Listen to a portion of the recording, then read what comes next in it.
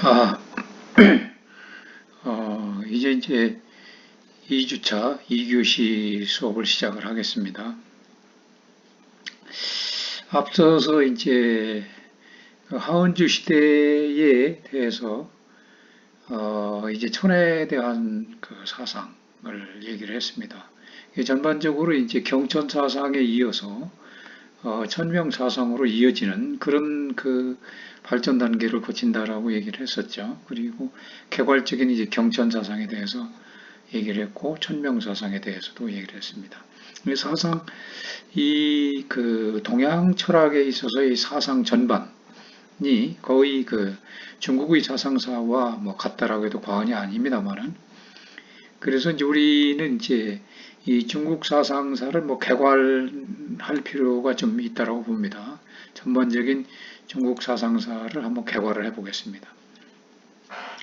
어떻게 그 중국 사상이 변천이 되어 있는가, 그리고 그 특징들은 어떤 특징들을 갖고 있는가, 이런 것들을 한번 살펴보는 거죠.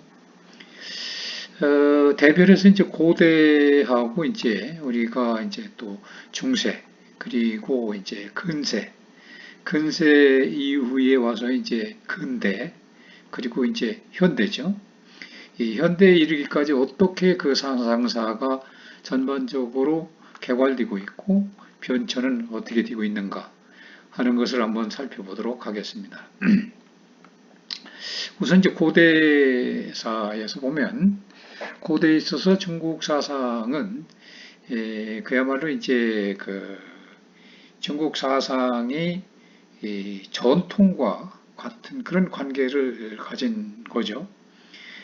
처음으로 이제 분명해진 것이 바로 앞에서 얘기한 대로 이제 요순 시대를 거쳐서 하은주 시대를 지난다고 그랬습니다. 그런데 거기에서 이제 분명해진 것이 바로 체계를 잡고 제대로 이제 어떤 봉건 국가로서 원시 국가이면서 봉건국서 체제를 틀을 잡기 시작하는 것이 바로 주왕조죠. 이 초기부터인데 그 이전에 이제 하은 나라, 하나라, 은나라, 은나라는 상나라라고도 합니다만은 그 이전 때의 그 사상 체계는 이제 종기적인 상황이 좀 우리가 이제 바라볼 수가 있는 거죠.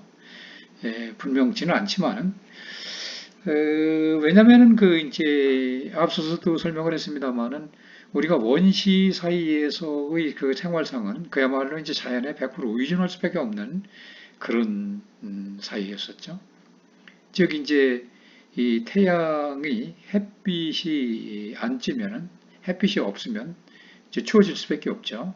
그리고 또 캄캄해지고 그렇게 되면 이제 이 먹는 것이 즉 수렵어로 채취 생활을 합니다만은 그 생활을 할 수가 없기 때문에 깜깜하고 춥고 그렇기 때문에 움집이나 이런 데 동굴 이런 데서 생활을 해야 됩니다. 밝을 때까지 햇빛이 찔 때까지 그렇기 때문에 이제 이 두려움이 자연에 대한 두려움이 이제 갖게 되는 거죠.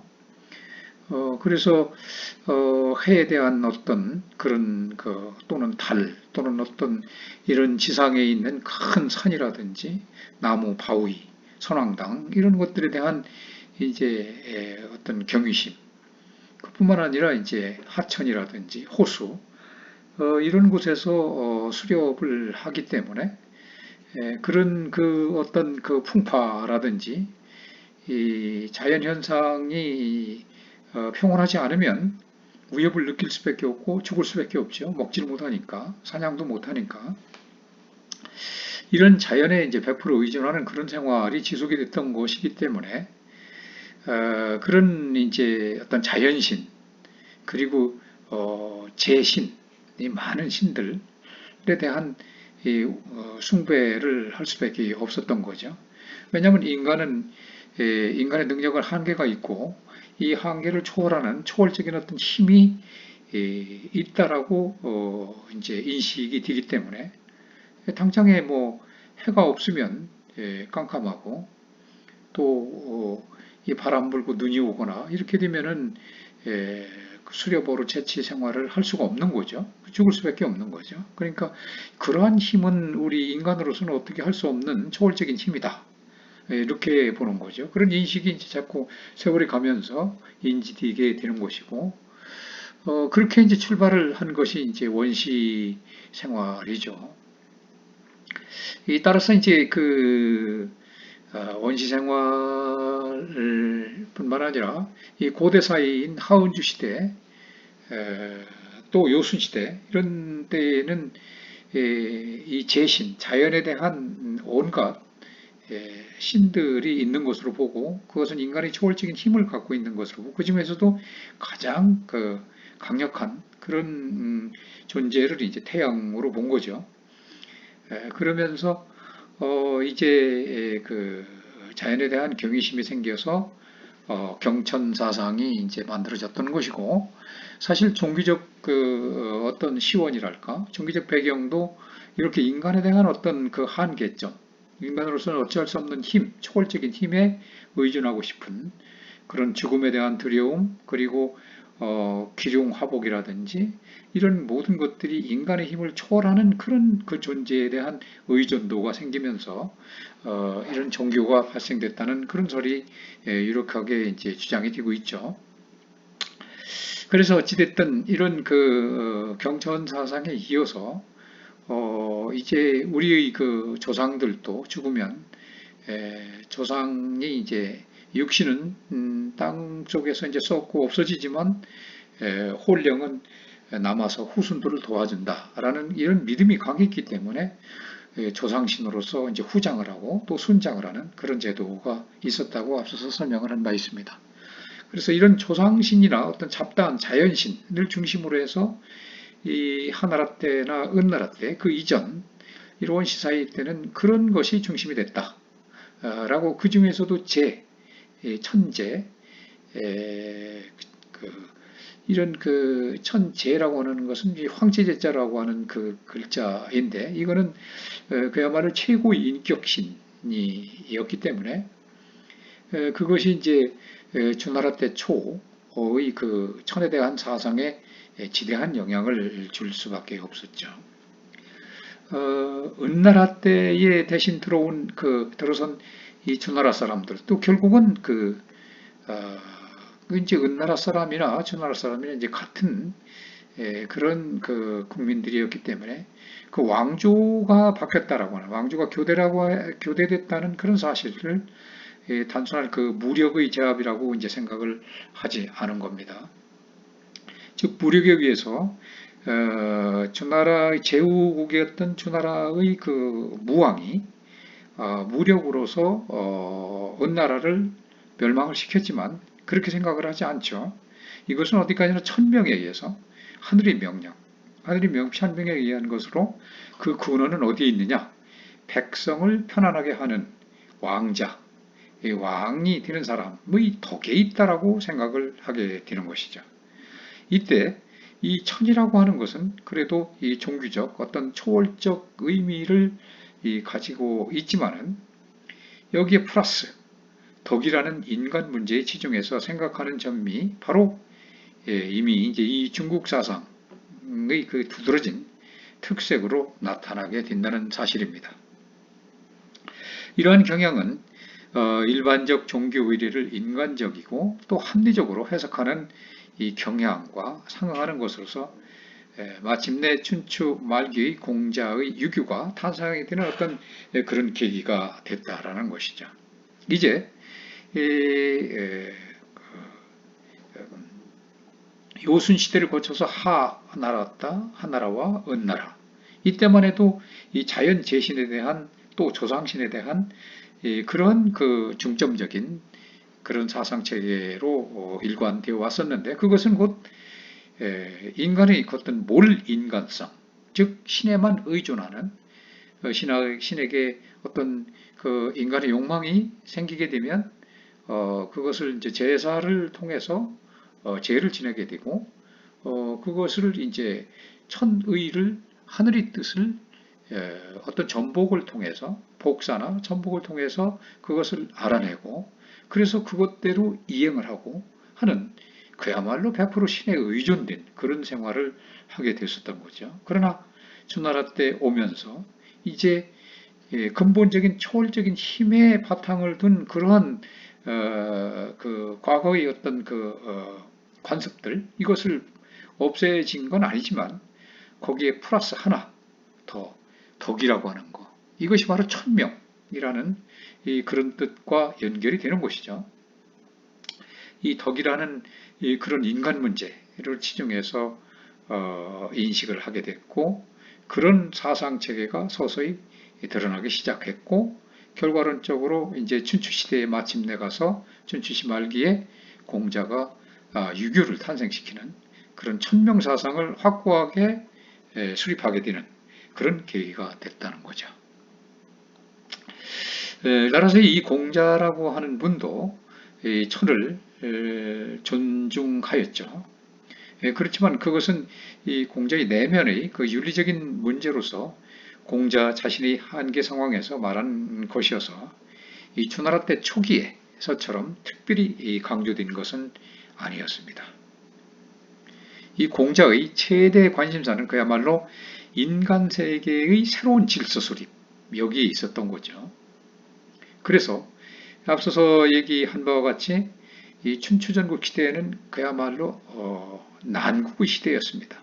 날이면 날마다 전쟁이 계속되는 그런 시기였고 그야말로 그,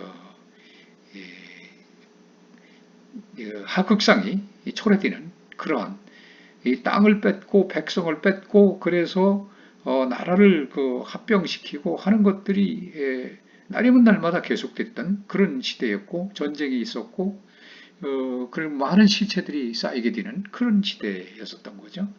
그래서 이 춘추 시대까지 그 사이는 그야말로 그 전까지는 어떤 혈연적 일족으로 지켜지는 그 세습적 영주가 중심이 됐었죠. 즉 제후 국가들이 있었던 겁니다.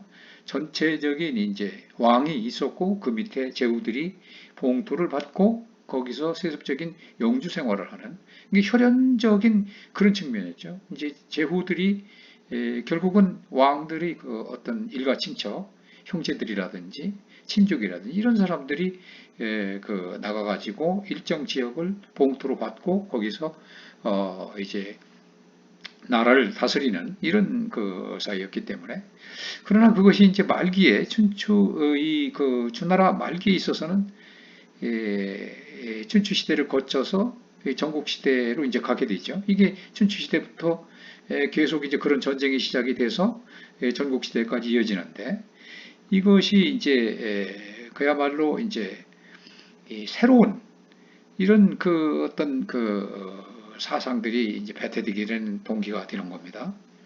오로지 땅, 경지와 농민을 확보한 이 새로운 지주 세력이 그야말로 이제 강성을 하게 됩니다. 이때는 이제 청동기 시대에 즈음했기 때문에 많은 그 농기구들도 발달이 되고 그래서 농사도 이제 생산력도 상당히 증가가 될 뿐만 아니라 전쟁 무기로서도 개발이 상당히 발달이 되게 된 거죠.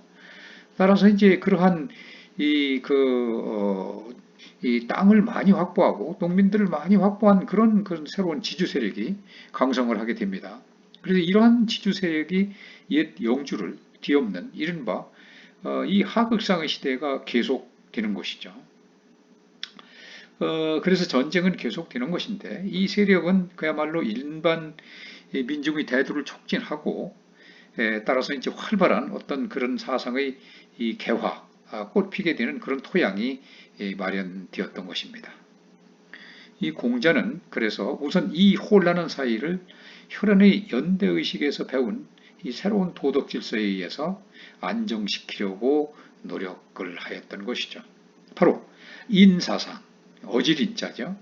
사람 인변에 두 이자를 써서 사람은 홀로 살 수가 없죠. 서로 의지하면서 이렇게 둘이 이상이 사는 거죠. 그래서 인자도 이렇게 한 획을 긋고 옆으로 그걸 받침대처럼 지지하는 이런 인자를 쓰고 있는 겁니다. 그래서 이제 그러한 인이라고 하는 것은 어질인자의 그 인의 사상인데 이것은 곧 사랑이기도 하죠. 이제 뒤에 또 설명을 하겠습니다만은 그래서 인의 사상이 바로 공자의 그 중심 사상입니다만은 바로 그것이 이제 인의 사상이 바로 이제 공자가 가장 중심 사상으로 나타나는 것인데 공자에 이어서 이 인사상이 그 대표적으로 나타난 거지만 그 시대에 그 백가쟁명이라고 해서 많은 그 학자들이 철학자들이 이 난세를 극복하기 위한 처방책들을 내놓은 것이죠. 그것을 이름하여 이제 그 백가쟁명이라고 합니다. 그래서 백가라고 하는 것은 그 수많은 어떤 학자들, 철학자들 이런 사람들이 쟁명한다는 거죠. 이 여러 가지 이제 그런 처방책을 내놔서 서로 논쟁을 하고 하는 것들을 했다고 해서 이제 백가쟁명이라고 합니다만은 그때 이제 대표적으로 나타난 사람이 이제 공자입니다만은 공자에 의해서 나타난 사람이 이제 묵자라고 하는 사람도 있죠. 묵자라고 하는 사람은 겸해교리, 이 겸해할 겸자 사랑의 그 거칠 교, 리, 이익이자 겸해교리입니다. 즉 나의 몸을 사랑하듯이 남을 사랑하고 서로 이익을 도모한다는 그런 사상을 내세우게 됩니다. 이건 그러니까 다른 사람도 내 몸과 같이 그렇게 대한다. 또 내 몸을 사랑하듯이 남도 똑같이 사랑한다. 즉, 내 부모들을 사랑하듯이 남의 부모도 똑같이 전혀 다름이 없이 그렇게 모신다. 라는 그런 사상 체계죠. 그래서 이 수많은 사람들이 이 묵자를 따르는 그런 사람들이 온집을 하게 되는 겁니다. 그래서 하여튼 이 유교에 있어서 이 인이라고 하는 공자가 중심 사상인 인이 이 가족에 지금 가족들에 대한 사랑, 부모에 대한 사랑, 자식에 대한 사랑, 형제 간의 사랑 이런 것에 입각한 이것이 이제 중심이 됐는데 이 묵자는 이 차별애가 있어서는 안 된다. 이것을 극복하려고 했던 거죠. 즉 공자의 입장에서는 부모에 대한 사랑은 다른 부모에 대한 사랑하고 내 친부모인 사랑하고는 틀리다라는 이런 관점으로 사상 체계를 세웠습니다만은 묵자는 그래서는 안 된다는 거죠. 그것은 이제 차별적인 사랑이다. 그것이 있어서는 안 된다라고 이렇게 주장을 하는 그런 교리입니다. 그게 이제 겸해 교리죠. 공자 사상의 이 주관적인 측면을 우리가 이제 객관적인 측면이 아니라 주관적인 측면을 발전시킨 사람이 바로 이제 사숙을 한 그 맹자라는 사람이죠. 맹자는 이 묵과를 이제 상당히 비판을 합니다. 묵과와 이제 대항하기 위해서 인과 함께 의라고 하는 덕을 강조를 하게 됩니다. 이 사랑이라고 하는 것은 차이가 있을 수밖에 없다. 어찌 자기 부모와 남의 부모를 똑같이 할 수가 있느냐? 이런 논리죠. 그래서 이제 그런 차이 등을 설명을 하고 인간 본성을 선한 것, 선한 것, 즉 성선설을 이제 주장한 사람인데 이 선한 것이라고 성선설을 주장하게 됩니다. 그래서 윤리 내면적 주체성을 강조를 했으면서 또한 그 왕도 정치론을 이제 펴게 됩니다. 유교의 그 정비를 이루었는데 같은 무렵에 이러한 그 현실적 입장에서 인간만을 이제 관찰하는 입장을 비판하면서 현상의 안쪽을 주시하고 또한 자연 속에 있는 인간을 보려는 노자와 장자의 도가 사상도 나타나게 됐죠. 즉 이제 유교 사상은 그야말로 현실 속에서의 인간과의 관계 이런 관계를 조망하는 것이지만은 이 노자와 장자의 입장은 이제 그 한 발을 더 넘어서 인간 이 자연에서 비추어서 인간 즉 인간도 자연의 일부인데 그 자연이라고 하는 측면에서 인간을 바라보는 조망하는 그런 주시를 하는 그런 측면으로 이제 보는 것이죠. 이것이 바로 이제 그 개략적인 그런 것인데 자구의를 없애고 인위적인 것을 없애고 이 자연의 현상으로서 인간을 바라보는 그런 입장이 바로 이제 도가 사상인 거죠. 즉 이제 세속을 초월한 그 입장입니다. 세속 속에서 인간을 관찰하고 인간과의 관계를 분석하고 인간의 그 어떤 그 삶을 새롭게 조명하는 것이 바로 유교 사상인가 하면은 이것은 이제 다른 각도입니다. 세속을 초월한 입장에서 현실을 고쳐서 보는 거죠. 이게 바로 노자와 장자의 도가 사상입니다. 그래서 이 정신의 편안함과 사태의 조리를 도모하려고 하는 것이다. 그 중심은 이 도의 자연성과 통일성을 강조를 했던 것입니다. 육아에서 이 순자는 이에 이제 반발을 하게 되는 거죠. 같은 육아이지만은 맹자와 이제 대립되는 입장에 서게 되는 겁니다. 맹자는 이제 성선설로 유명하죠. 인간은 태어날 때부터 이 선한 그런 인성을 갖고 있는 것이다라고 한 데에 반해서 순자는 이제 성악설을 주장하죠. 인간은 욕심쟁이고 자기의 어떤 그런 욕구가 강하기 때문에 근본적으로 욕구에 의해서 모든 것을 하려고 하는 그런 본성이 있는 것이다. 그래서 이 성악설을 주장을 했던 것입니다. 대립되는 입장이죠. 그래서 또 이 선이라고 하는 것은 여기서 그 인간의 자귀라는 겁니다. 자귀와 부자귀라고 하는 개념이 또 있습니다만 자귀는 어떤 것을 인위적으로 만들어내는 것 이것이 바로 자귀이고 부자귀는 이제 있는 그대로 자기 만들어내지 않는 겁니다. 있는 그대로를 얘기를 하는 것이죠. 그래서 우리가 이 내면의 자연성을 쫓는 것이 아니라 내면의 자연성을 쫓는 것은 소위 얘기해서 부작위라는 겁니다. 자기 인위적으로 하는 게 아니라는 거죠.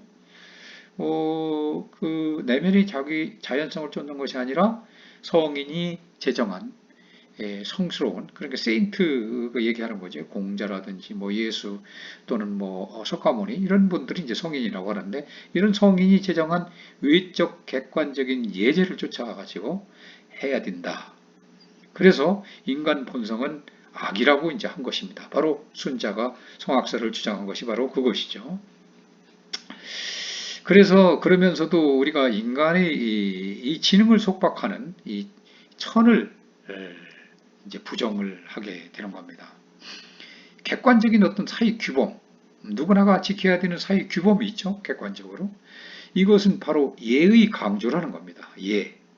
예도 예자, 예절, 규칙이라는 거죠. 이 예의 강조는 앞으로 이제 올 그 통일제국 그 이론으로서 이제 준비되게 되는 거죠. 그러니까 이 규칙과 규정과 이런 어떤 질서 이런 것이 지켜지지 않으면 사회가 존재하기 어렵다는 거죠. 따라서 이 국가를 통일하는 데 있어서도 이런 예의 강조가 어느 것보다도 중요한 것이었었습니다. 같은 시대에 한비자라고 해서 한비라고 하는 그런 사람은 이 법가사상으로 유명합니다만은 법가사상은 보다 직접적으로 그 목적과 바로 합치되는 것이다. 그것은 그야말로 엄격한 어떤 상벌, 법을 지키면은 상을 주는 것이고 법을 어기면은 그에 따른 벌을 주게 되는 이런 그런 것에 의해서 객관적 형식적인 이 법의 통제를 유지하려는 그런 것이다. 그래서 강한 인간 불신. 인간은 자기 욕구대로만 움직이기 때문에 남이야 어떻게 되든 말든 자기 욕구를 채우는 것이 제일 급선무라는 거죠. 그래서 인간은 이렇게 어떤 통제, 어떤 상벌, 어떤 규칙 이런 사회 규범이 없이는 안 된다. 그래서 강한 인간 불신이 바로 바탕이 되는 거죠. 이것이 바로 한 지배의 철학입니다. 그래서 이 순자의 예사상과 그리고 한비의 이 법가사상은 바로 그 나라를 통일시키는 데 있어서 이론적 준비가 되었던 것이죠. 이게 바로 이제 어떤 우리가 보는 고대 사회의 그 사상적인 특성, 개과를 보는 것이라고 볼 수 있죠. 그러면 이제 중세로 돌아와서 물론 이게 고대냐 중세냐 뭐 이게 현세냐 근세냐 이러한 이 시대적 구분이 이제 다소 관점에 따라서 또 학자마다 다를 수도 있고 그렇습니다만은 대략 이제 이 동양 철학 사상에서의 이 대별을 할 때 이 고대 하은주 시대 때 이런 그 시대를 중심으로 해서 이제 고대로 하고 한나라 때 이후에 이제 중세로 이제 대별을 하는 게 보편적입니다. 그리고 이제 그 이후에 이제 근세라든지 이제 송나라 때서부터 시작을 해서 이렇게 되는데 대략 비슷은 합니다만은 이게 이제 그 서양에서도 즉 유럽 쪽이나 이런 서양 쪽에서도 보통 통상적으로 이제 5세기 내지 이제 15세기까지를 이제 중세로 보죠. 그 전에는 이제 고대 사이라고 이제 그리스 문화 뭐 이런 그런 때 로마 초기 시대 이런 때를 이제 뭐 고대라고도 봅니다만은 그래서 4세기 BC 이제 그 학자마다 조금씩 차이는 있습니다만은 5세기부터 이제 4세기, 15세기까지는 이제 중세. 그 서양에서는 이제 중세 때가 바로 이제 봉건 시대 때였고 또 농노 제도가 또 있었고 또 뿐만 아니라 이제 그 중세 시대 때 유명했던 그런 이제 그 그리스도교적인 이 그런 그 이제 기독교 시대였었고 또 십자군 전쟁이 또 있었던 시대였었고 뿐만 아니라 이제 종교 개혁이 있었던 시대이기도 하죠.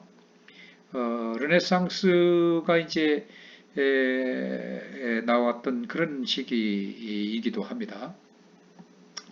그래서 이제 대략 이제 동양이나 서양이나 이제 좀 그런 전체적인 맥락에서 보면은 이제 비슷한 시대적인 흐름이 있습니다만 다소 차이는 좀 있죠. 그래서 이제 지금 우리는 이제 동양 철학 쪽에서의 그런 구체적인 그런 것을 지금 공부를 하고 있기 때문에 이제 고대 사이의 사상적 특징들을 한번 살펴봤던 겁니다. 그리고 중세에 들어오면 방금 말씀드린 바와 같이 그야말로 이제 한나라 때 중국 이제 한나라 때 한제국 시대부터 이제 시작이 되죠. 시대적인 측면은 이제 그 앞서서 여러분들한테도 이제 얘기를 했습니다만은 이게 이제 시대가 이제 한나라라고 한다면 이제 보면은 이 춘추 하은주 시대에서 이 춘추 전국 시대를 거쳐 가지고 한나라가 시작이 되죠. 이제 BC 206년서부터 AD 23년, AD 이제 기원 후니까 예수 탄생 시기를 이제 기원전 1년이죠. 이때서부터 이제 소위 얘기는 이제 중세라고 이제 이렇게 대별이 됩니다만은 그래서 이제 이러한 그 중세 시대의 이제 그런 어떤 사상적 특성을 우리가 살펴본다면 한 제국이 이제 탄생되면서 그 지배 이론이 바로 그 유명한 동중서의 유규에 의해서 이제 이루어지게 됩니다. 그것은 일반적으로 이제 신비적인 그 음양사상인 거죠. 음이 있으면 양이 있고 양이 있으면 음이 있습니다.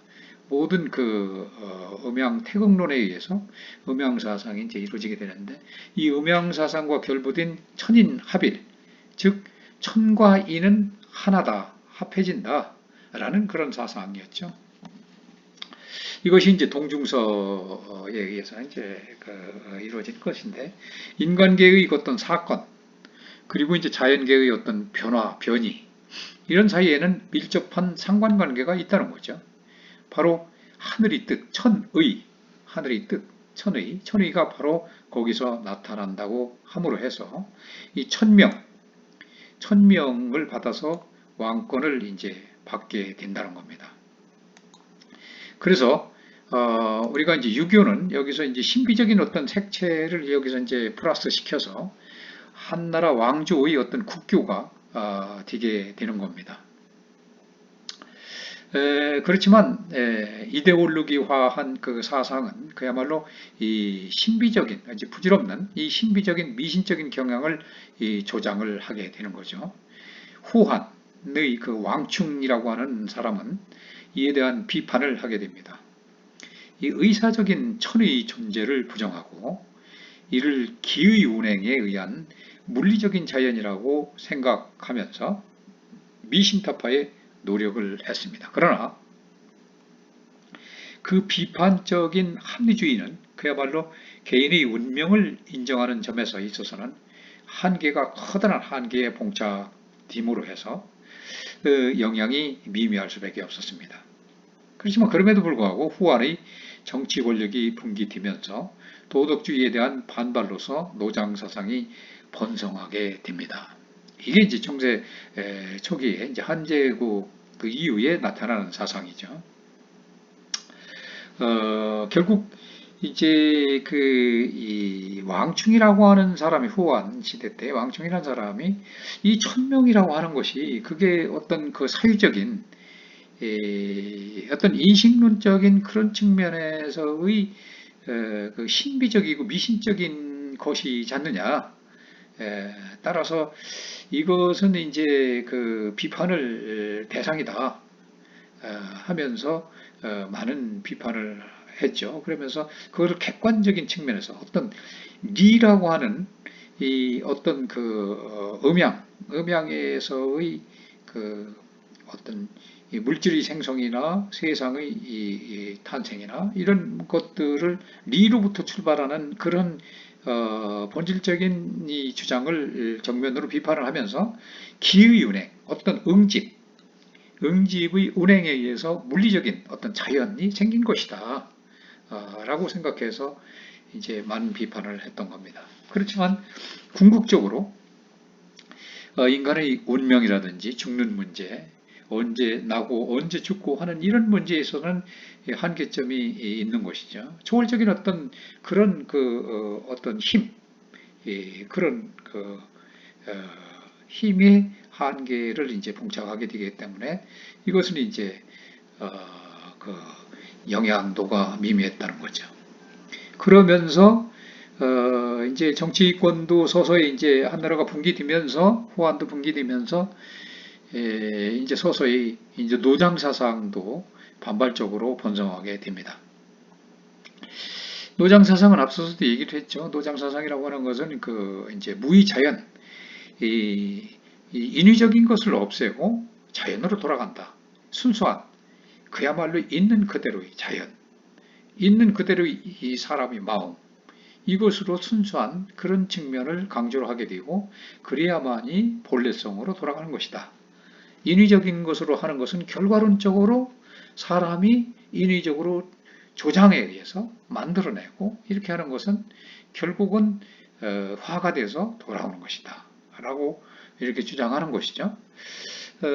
그런 그 노장 사상에 이어서 3, 4세기에 위진 시대가 이제 도래를 하죠. 그래서 유기적인 그 예교라고 하는 건 이제 질서, 규범, 사회적 규범 이런 것에 얽매인 이런 신사를 그 이에 비유하거나 사과를 그 떳떳지 못한 것으로 생각하는 이 풍조가 높아집니다. 그래서 유교의 성격도 한나라 때 한대와는 다른 자유롭고 절충적인 것으로 이렇게 변화가 되게 되죠. 노장의 도사상은 마침내 이제 불교하고 이해를 이제 좀그 더하게 되는데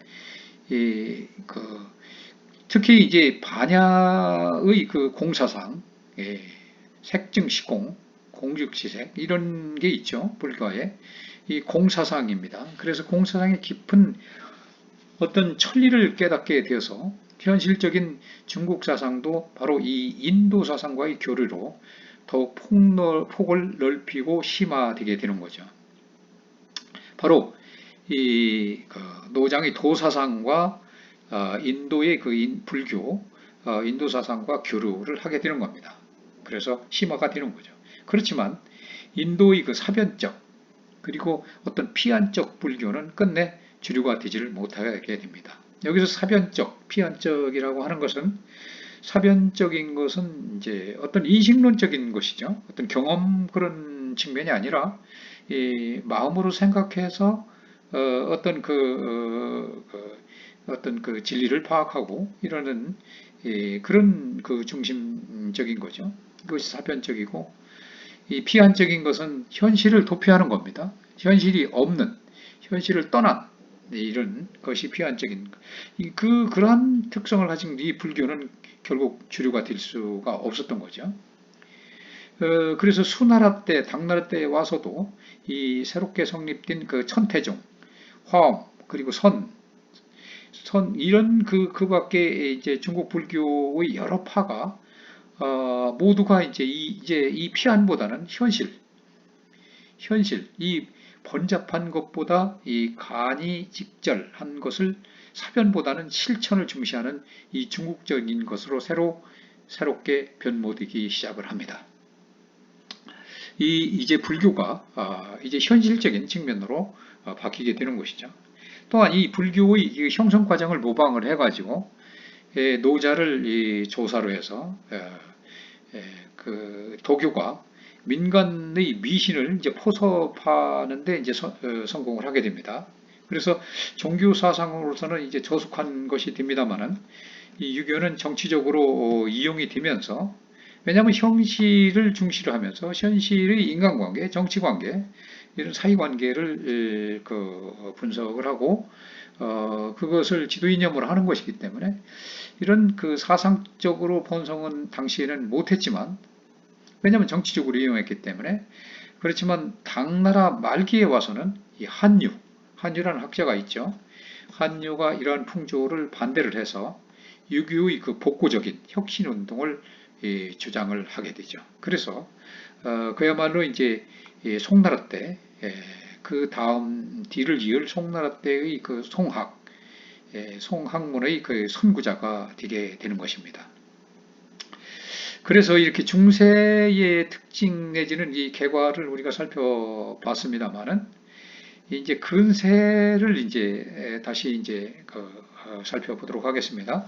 근세는 말씀드린 바와 같이 이제 송나라 때로 이제 접어들게 되는 겁니다.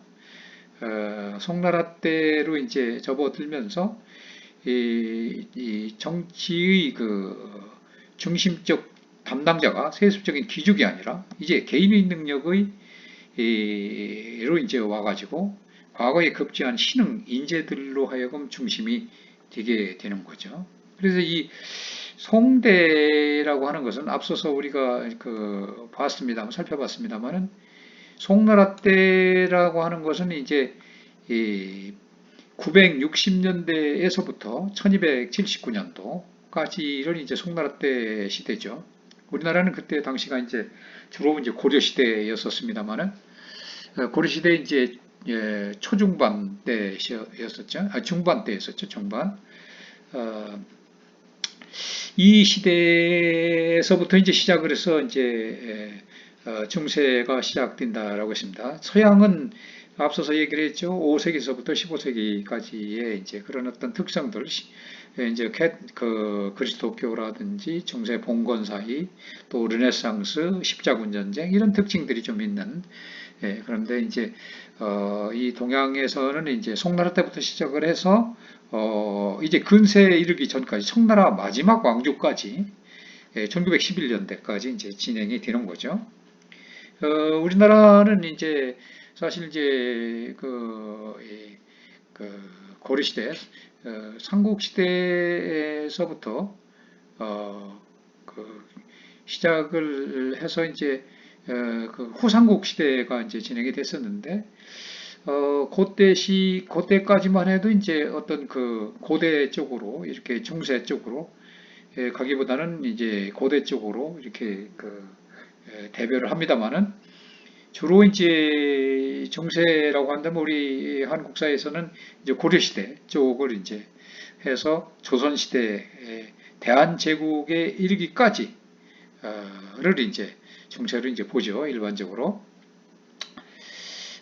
그래서 이제 대한제국이 1948년도까지 이제 이루어집니다. 그래서 이제 1948년도 8월 15일 이후에 이제 현대사회가 시작이 되는 겁니다만은, 그래서 이렇게 이제 대별되는 이제 그 중세 사회를 살펴봤고, 근세에서는 송대에서 말씀드린 바와 같이 송대에서 그 신흥 과거급제의 한 그런 신흥 인재들을 중심으로 해서 사상이 이제 서서히 체계화가 되기 시작됩니다. 이 사상계가 활발해진 것은 이런 그 이제 배경이 있는데, 당나라 때의 그 한유라는 학자도 바로 이제 이런 그 신흥 인재 중에 한 사람이었죠.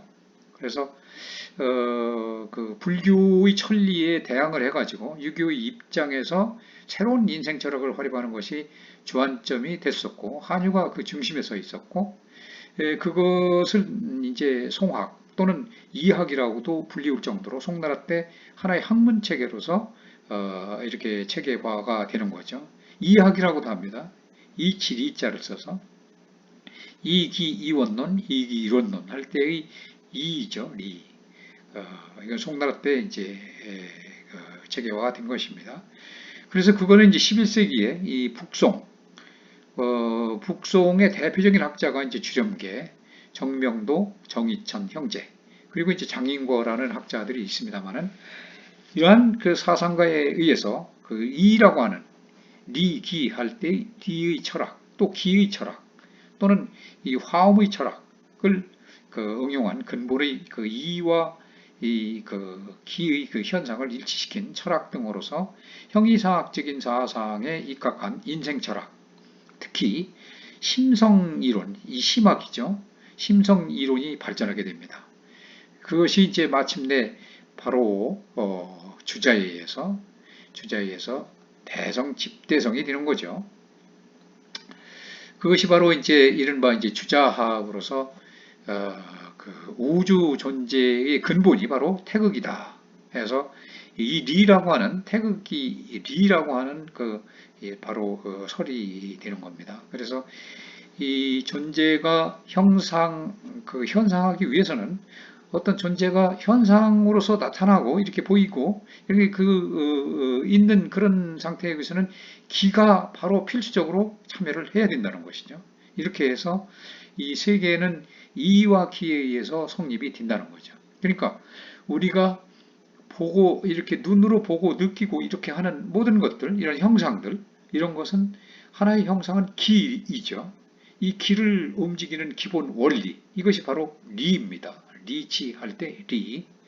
그래서 이 이와 기에 의해서 성립이 되는데, 인간에 있어서도 리는 이 본연의 성, 본래의 성이라는 거죠. 본성.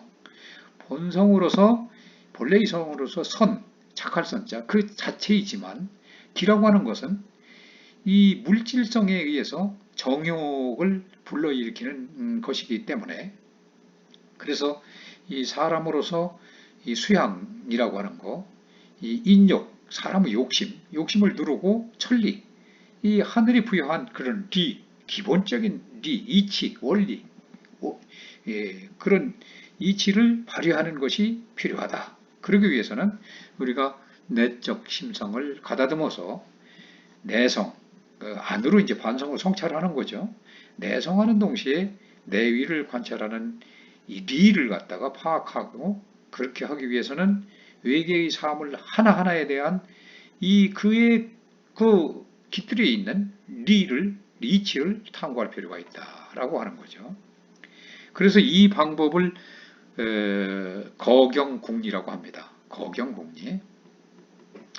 그래서 이와 같은 그 주작의 흐름 외에 북송의 그 구양수의 실증주의나 왕안석 또는 남송의 그 영가학파 등에서 볼 수 있는 실리적 공리주의 사상도 있었지만은, 그러나 송나라 때는 대체로 보아서 이 존재의 근원, 바로 리죠. 존재의 근원과 심성의 본질을 생각하는 내성적 사변적 사상이 지배적이었다라고 하는 겁니다. 그래서 그런 의미로 볼 때 주작에 대항하는 사상으로 앞서서도 얘기한 바와 같이 육상산의 그 심학, 마음학이죠. 마음학이 있습니다. 그 사상은 마침내 명나라 때 와가지고 중기에 명나라 중기에 왕양명에게서 완성을 하게 됩니다. 육상산에 이어서 왕양명에 가서 완성이 되는 거죠. 그 주자에게서는 이 리라고 하는 것이 외계의 사물에도 객관적으로 널리 존재하는 것이었지만 왕양명에게서는 이 심이 바로 우리 마음이 바로 리로서 심 위에는 리가 존재할 수 없다라고 하는 거죠. 그래서 이 심, 마음을 인지함으로 해서 리가 생겨난다 뿐만 아니라 그 지라고 하는 거, 안다고 하는 거, 또 행, 이 실천하는 행이라고 하는 것은 즉 체험을 통해서만 확실해지는 것이다. 즉 지행합일, 암과 실천이 하나가 되는 것이다 라고 이렇게 주장을 하는 것이죠. 이러한 사상은 주작의 형식화에 따른 사회나 정치의 질서 원리로서만 밖으로부터 강요되는 리의 성격을 바꾸어 가지고 자유로운 인간의 주체성을 회복하려는 움직임이었던 것입니다. 바로 양지를 이룬다. 양지. 좋을 양자 알지자죠. 양지를 이루다. 즉 이 본래적인 심정을 충분히 발휘하는 일이다. 그러기 위해서는 이 사상에서 마련해야 된다. 갈고 닦아야 된다. 라고 하는 그 수양론. 이런 수양론에 의해서 양명학이 완성되게 됩니다. 명나라 말기에 명말이 되면서 이 주관적 경향은 한층 심해져서 이타고라고 하는 사람처럼 인간의 욕구, 인욕을 긍정하고 거짓 없고 솔직한 동심을 존중해서 기성질서에 반역하는 사상도 생겨나게 됩니다.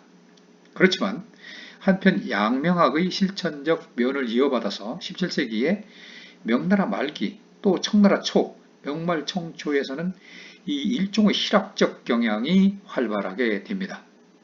황종이나 고연무 같은 사람이 그 대표적인 인물이 되겠습니다. 그렇지만 이 경향은 청나라 때의 한인 압박으로 해서 세력을 잃고 훈구 고증의 학술로 바뀌어 사상계에서는 크게 세력을 떨치지 못하게 됩니다. 이제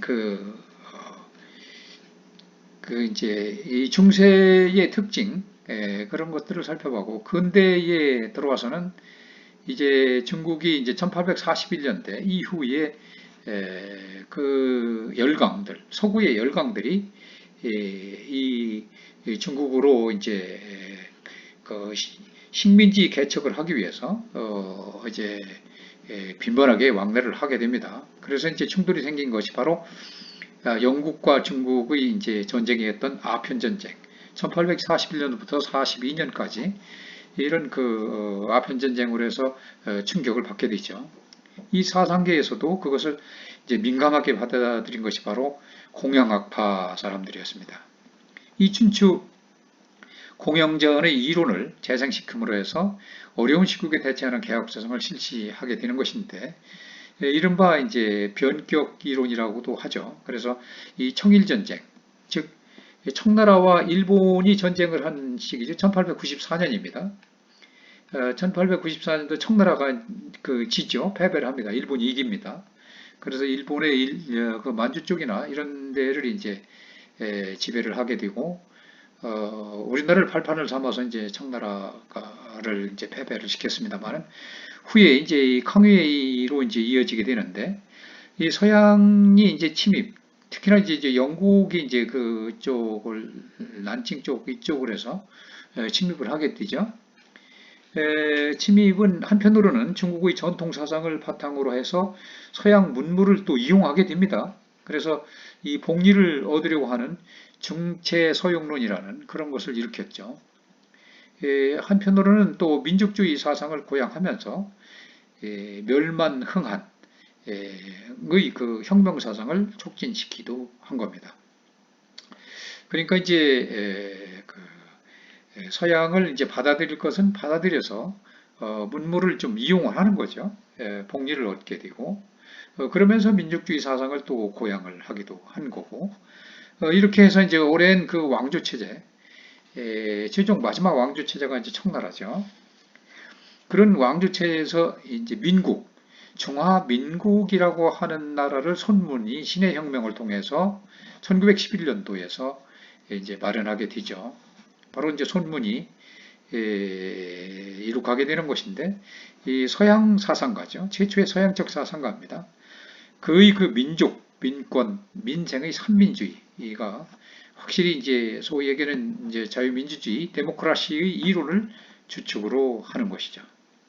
이러한 데모크라시와 이 사이언스의 입장에서 전통적인 중국 사상이 이 봉건적 사상이라고 해서 이제 통렬한 비판 대상이 되게 된 겁니다. 그래서 오사운동, 1919년도, 우리나라는 이제 3.1운동이 이제 일어났던 때인데, 오사운동이 이제 일어나죠. 그래서 이 문화혁명이 이제 그 시기가 바로 이제 그 정점에 다다랐을 때인데, 이 근대에 있어서 마오쩌둥, 즉 모택동이 이제 그 이후에 이제 1949년도 6.25 전쟁 나오기 직전이었죠. 우리나라 그 6.25 전쟁 나오기 직전에 이제 그 전년도에 모택동이 중국 그 손문이 중화 민국을 세웠는데 공산당을 창설하게 되죠. 그러면서 이제 그 일본과 같이 합동해서 싸우다가 결국은 또 이제 국민당과 공산당이 즉 모택동과 손문이 이제 싸우게 돼서 결국은 이제 그 손문은 이제 대만으로 쫓겨나게 되는 거죠. 그래서 지금도 이제 대만은 중화민국이라고 하고 또 이쪽 그 지금 시진핑이가 주석으로 되어 있는 중국은 중화인민공화국으로 되어 있죠. 그래서 이 중화인민공화국인 중국의 입장에서는 대만도 그 한 나라라고 인정할 수 없다. 한 성에 불과하다. 이렇게 주장한가 하면 또 대만 쪽에서는 역시 마찬가지로 중화민국이다. 이 중국 본토도 역시 중화민국의 일부다. 이렇게 서로들 주장을 하고 있는 거죠. 네. 그래서 이제 오늘 시간은 2교시는 여기서 마치도록 하겠습니다. 여러분 수고했습니다. 다음 3주차 또 만나기를 기대합니다.